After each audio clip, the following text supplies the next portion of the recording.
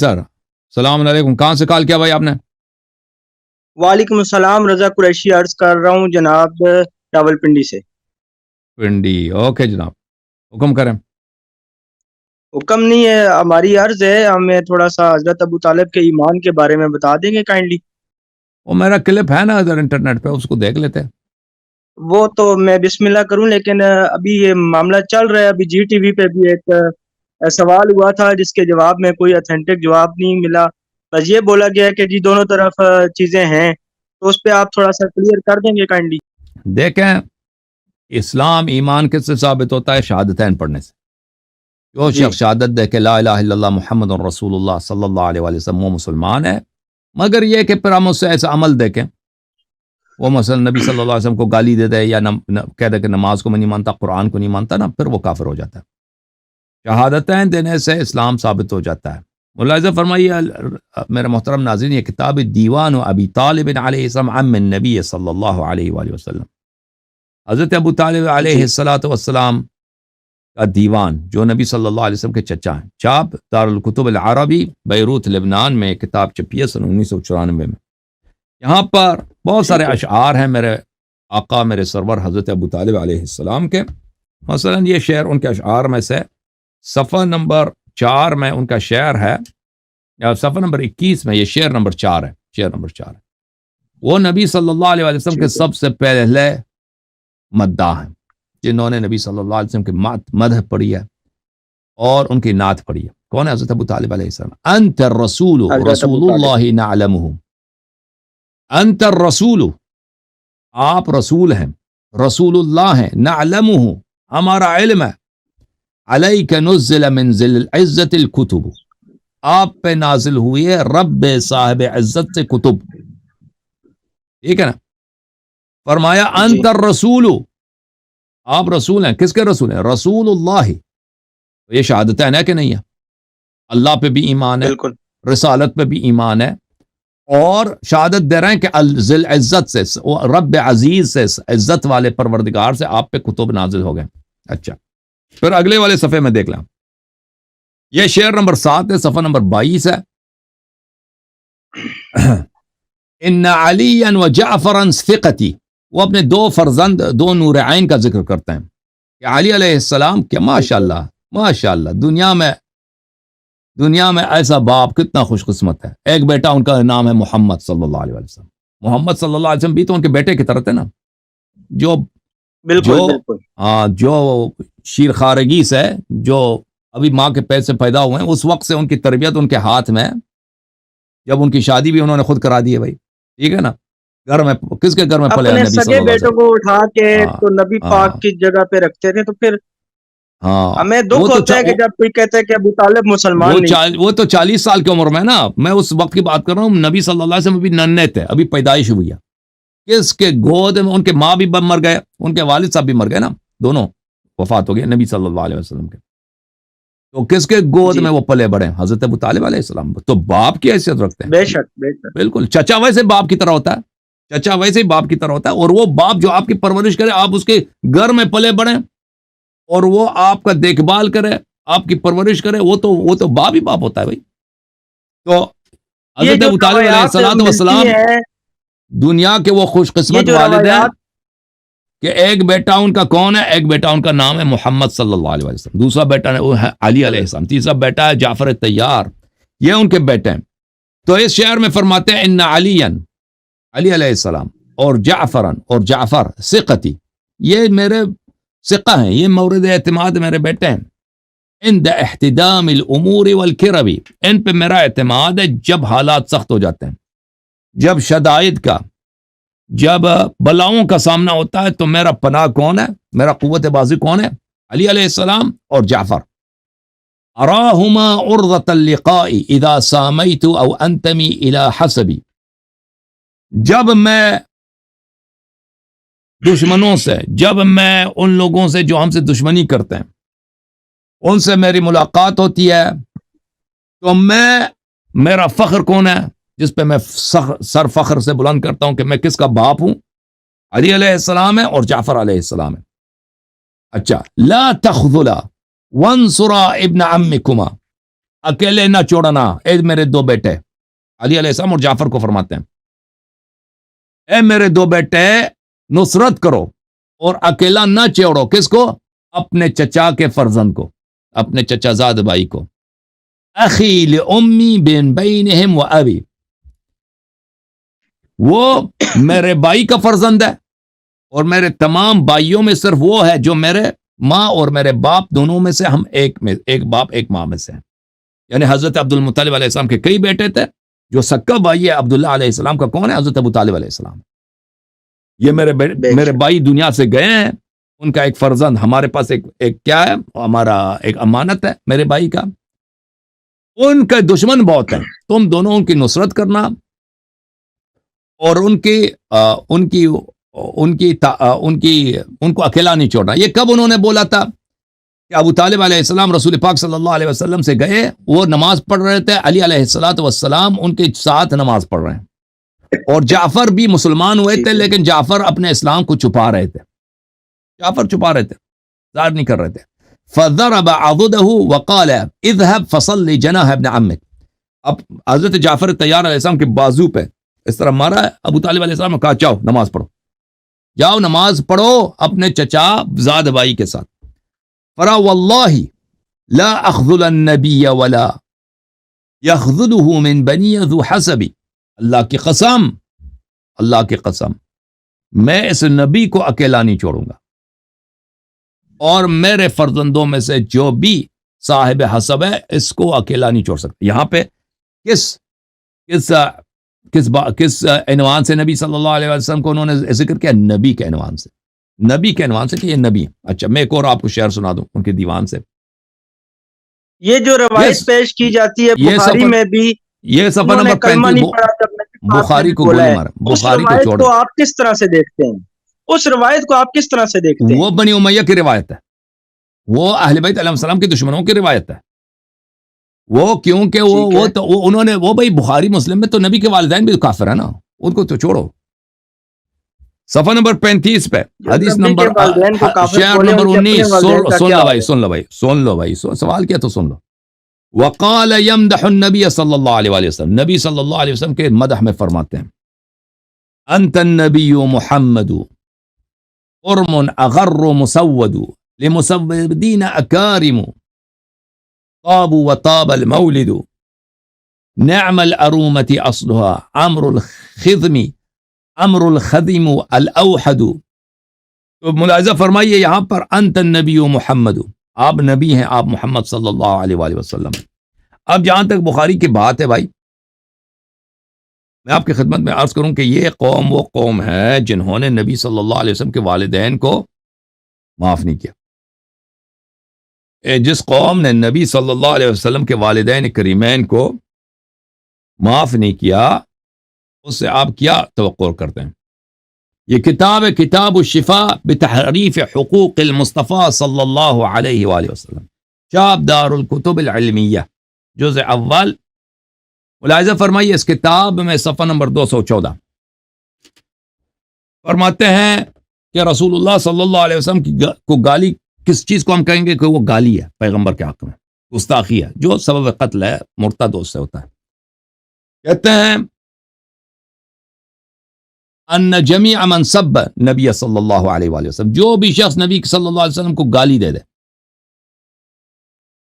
او الحق به نقصا, یا رسول اللہ صلی اللہ علیہ وسلم سے کوئی کمزوری نسبت دے دے, کوئی پیغمبر جاہل تھے, پیغمبر صلی اللہ علیہ وسلم بزدل تھے, نستجیر باللہ, کوئی بھی کمزوری ان کے ذات میں نسبت دے دے, او نسبہ, یا ان کے نسب میں کوئی نقصان کوئی نقص نسبت دے دے, او دین ہی, یا ان کے دین میں, او خصلت, یا ان کے کسی خصال میں, کسی خصلت میں نقصان کمزوری نسبت دے دے, او شبہ, او عرض بھی, یا کنایتن کہہ دے, تصریح نہ کرے, کنایتن کہہ دے پیغمبر صلی اللہ علیہ وسلم سے, تو مختلف صورتیں بیان کرتے ہیں. فہو صاب لہو والحکم فیہ حکم الصاب یقتل کما نبین. ایسا شخص صاب النبی ہے, صاب یعنی گالی دینے والا, گستاخ رسول صلی اللہ علیہ وسلم, اور اس کا حکم ہے کہ اس کو قتل کیا جائے, یعنی مرتد ہے وہ, اس کو قتل کیا جائے. یہاں پہ لفظ کیا ہے میرے عزیزو؟ جو ان کے نسب میں، رسول اللہ صلی اللہ علیہ وسلم کے نسب میں کسی قسم کا نقصان، کسی قسم کی کمزوری نسبت دے دے۔ اب جب یہ پتہ چلا میرے محترم ناظرین، یہ کتاب ہے صحیح مسلم، چاپ دار الفکر، کتاب چھپی ہے بیروت لبنان میں سنہ 2003 میں۔ ملاحظہ فرمائی یہاں پہ صفحہ نمبر 127 ہے، باب بیان ان من مات على الكفر فهو في النار ولا تنفع شفاعة ولا تنفع قرابة المقربين۔ جو کفر پہ مرے وہ جہنم میں ہے اور اس کی شفاعت نہیں ہوتی ہے، اور اس کا اگر کوئی رشتہ دار کوئی اچھا آدمی بھی ہے اس سے اس کو فائدہ نہیں پہنچے گا۔ تو کس کی بات کر رہا ہے یہ کس کی بات کر رہا ہے مسلم؟ ٹھیک ہے نا، یہ مسلم کس کی بات کر رہا ہے کہ جو کفر پہ مرے وہ جہنم میں ہوتا ہے۔ ایک شخص آیا رسول پاک صلی اللہ علیہ وسلم کے پاس، کہا کہ میرے والد کہاں ہیں؟ کہاں؟ فی النار۔ فلما قف دعاہ فقال ان ابی و اباک فی النار۔ رسول اللہ صلی اللہ علیہ وسلم نے اسے کہا کہ میرے والد بھی آج جہنم میں۔ استجیرو، انہوں نے کیا کہہ دیا کہ نبی صلی اللہ علیہ وسلم کے والد گرامی کہاں پہ ہیں؟ جہنم میں۔ اب یہ شرح ہے کیا ہے؟ کتاب صحیح مسلم ہے، نووی صاحب کے شرح مسلم کی، اسی جلد نمبر 3 سنہ 2000 میں چھپی ہے۔ اس کتاب میں صفحہ نمبر 63 میں اسی حدیث کی شرح کرتے ہوئے کہ رسول اللہ صلی اللہ علیہ وسلم نے کہا کہ میرے والد صاحب جہنم میں، نستجیر باللہ، یعنی حضرت عبداللہ جہنم میں۔ اس میں کہتے ہیں کہ ما کان بل مات فی الفطرۃ علی ما کانت علیہ العرب من عبادت الاوثان۔ کہتے ہیں کیونکہ حضرت عبداللہ علیہ السلام اس لیے جہنم میں کیونکہ وہ بتوں کے پجاری تھے، وہ نستجیر باللہ بتوں کی پوجا کرتے تھے، وہ دوسرے عرب بھی بتوں کے پجاری تھے۔ وَهَؤُلَاء قَدْ كَانَتْ بَلَغَتْهُمْ دَعْوَةُ إِبْرَاهِيمَ عَلَيْهِ السلام وَغَيْرِهِ مِنَ الْأَنْبِيَاءِ صلوات اللہ وسلام علیہ۔ ان کو حضرت ابراہیم علیہ السلام کی دعوت پہنچی تھی، انہوں نے مانا نہیں تھا، انکار کیا تھا۔ اور بھائی کس لیے نبی صلی اللہ نستجیر باللہ، کس لیے رسول اللہ صلی اللہ علیہ وسلم کے والد جہنم میں؟ نستجیر باللہ اس لیے کہ بھائی وہ بت پرست ہے۔ یہ کتاب ہے سنن ابی داؤد، چاپ دار الفکر، 2005 میں کتاب چھپی ہے۔ یہاں پہ ایک باب ہے کتاب السنہ میں، ملاحظہ فرمائیے، باب فی ذرار المشرکین، مشرکین کی نسل، کس کی بات ہو رہی ہے؟ کون ہے مشرک کا نسل؟ اب مشرکین کے اولاد، کس مشرکین کے اولاد کی بات کر رہا ہے ملعون؟ پتہ ہے کس مشرک کی بات کر رہا ہے؟ وہ دیکھیں اس کے حدیث نمبر 418 سے پتہ چلتا ہے۔ انس سے روایت کرتے ہیں کہ رسول اللہ صلی اللہ علیہ وسلم نے کہا ان ابی و اباک فی النار، میرے والد صاحب جہنم میں۔ اس ملعون نے سلیمان ابن اشعث السجستانی، ابو داؤد، اس نے کیا کیا؟ ایک باب بنا اپنے کتاب میں مشرکین کے اولاد، اس میں حدیث جو لائی ہے نا، اس میں مشرک کے اولاد کس کو بنا دیا؟ کہ پیغمبر نے تو کہہ دیا کہ میرے والد صاحب جہنم میں، تو کس کو اس نے مشرک کا اولاد کہا؟ اور کس کو اس نے سردار انبیاء کو بولا؟ نہیں بولا اس ملعون نے۔ یہ کتاب ہے مسلم، چاپ دار الفکر، بیروت لبنان میں سنہ 2003 میں چھپی ہے۔ اس میں صفحہ نمبر 442 میں کتاب الجنائز ہے، اس میں ایک باب ہے، باب استئذان النبی صلی اللہ علیہ وآلہ وسلم ربہ عز وجل فی زیارت قبر امہ، کہ نبی صلی اللہ علیہ وسلم نے اللہ سے طلب کی کہ مجھے اجازت دو کہ میں اپنی والدہ کے قبر پہ جاؤں۔ پھر اس میں حدیث یہ نقل کی ہے، استأذنت ربی ان استغفر لأمی فلم یأذن لی، اللہ تعالیٰ نے سے میں نے طلب کیا، یا اللہ مجھے اجازت دو کہ میں اپنے والدہ کے لیے استغفار کروں، تو اللہ نے اجازت نہیں دی، کیونکہ مشرکین کی استغفار حرام ہے۔ واستأذنت ان ازور قبرها فأذن لی، اور مجھے اجازت دی لیکن اللہ نے کہ اس کے قبر پہ جا سکتے ہو لیکن اس کے لیے دعا نہیں کرنا۔ اچھا، اب ملاحظہ فرمو، یہ صحیح مسلم ہے بشرح النووی، جلد نمبر 4، چاپ دار الفکر، کتاب چھپی ہے سنہ 2000 میں۔ اس میں اسی حدیث کو نقل کرتے ہیں، اس کے بعد اس کی شرح میں کہتے ہیں کہ رسول اللہ صلی اللہ علیہ وسلم نے کہا ہے کہ میں نے اپنے والدہ کے لیے اللہ سے طلب کی کہ میں اس کی استغفار کرتا ہوں، اللہ نے کہا استغفار نہیں کر سکتے اپنی ماں کے لیے۔ ہاں، اس کے قبر پہ جانا چاہوں، ہاں قبر پہ جا سکتے ہو، اللہ نے اجازت دی۔ فیہ جواز زیارت المشرکین فی الحیات وقبورہم بعد الوفات، ہاں کہتا ہے کیونکہ نبی کو اللہ نے اجازت دی اپنی ماں کی قبر پہ جائے، اس سے پتہ چلتا ہے کہ مشرکین کے قبر پہ جانا جائز ہے. استجیروا وفيه النهي عن الاستغفار للكفار، اور نبی صلی اللہ علیہ وآلہ وسلم کو اللہ تعالیٰ نے منع کیا کہ اپنی ماں کے لیے آپ استغفار نہیں کر سکتے، تو پتہ چلا کہ کفار کے لیے استغفار کرنا حرام ہے. استجیروا. یہ کتاب ہے البحر الزخار بمسند البزار، تالیف بزار صاحب، جزء 10 چھاپ مکتبۃ العلوم والحکم سنہ 2003 میں چھپی ہے. یہ متوفا ہے سنہ کس سال کے؟ سنہ 292 کے، یعنی پرانے، نسائی وغیرہ سے بھی پرانے. یہ صفحہ نمبر 336 ہے. یہ حدیث نمبر 4453 ہے. 4453 روایت کرتے ہیں کہ ہم رسول پاک صلی اللہ علیہ وآلہ وسلم کے ساتھ تھے ودان کے علاقے میں، وہاں پہ قبریں تھیں. رسول اللہ صلی اللہ علیہ وسلم نے اللہ سے اجازت مانگی کہ میں شفاعت کروں اپنی ماں کے لیے. فضرب جبرائیل صدرہ، جبرائیل آئے ان کے سینے پہ ماری، رسول اللہ صلی اللہ علیہ وسلم کے سینے پہ مارا جبرائیل نے. وقال، اور جبرائیل نے کہا لا تستغفر لمن مات مشرکا فرجع وهو حزین، استغفار نہیں کر سکتے اپنی ماں کے، وہ تو مشرکہ تھی. نستجیر باللہ. پیغمبر واپس آئے اور وہ بڑے غمزدہ تھے کہ اجازت نہیں ملی کہ میں اپنی ماں کے لیے استغفار کروں. تو انہوں نے میرے بھائی پیغمبر صلی اللہ علیہ وآلہ وسلم کے والدین کو معاف نہیں کیا اس قوم نے، تو حضرت ابو طالب علیہ السلام کو کہاں معاف کریں گے؟ یہ عقیدۃ الموحدین کتاب ہے، سن 1999 میں چھپی ہے. یہاں پہ ایک رسالہ ہے، ادلۃ معتقد ابی حنیفہ فی ابوی الرسول صلی اللہ علیہ وسلم. ابو حنیفہ کا عقیدہ کیا ہے پیغمبر کے والدین کا متعلق. ابو حنیفہ نعمان ابن ثابت جو احناف کے امام ہے، اس کا عقیدہ کیا تھا؟ اس کتاب کا لکھنے والا کون ہے؟ ملا علی القاری. صفحہ نمبر 473 میں فرماتے ہیں کہ ہمارے امام اعظم نے اپنے کتاب الفقہ الاکبر میں یہ کہا ہے والدہ الرسول صلی اللہ علیہ وسلم مات علی الکفر، رسول صلی اللہ علیہ وسلم کے والدین کفر پہ مر گئے. ابو حنیفہ کا نے فتویٰ دے دی. تو جب انہوں نے رسول اللہ صلی اللہ علیہ وسلم کے والد کو معاف نہیں کیا، والدہ کو معاف نہیں کیا، اور انہوں کا خود ان کا عقیدہ ہے جو پیغمبر کے نسب میں نقص بولے وہ خود کیا ہے؟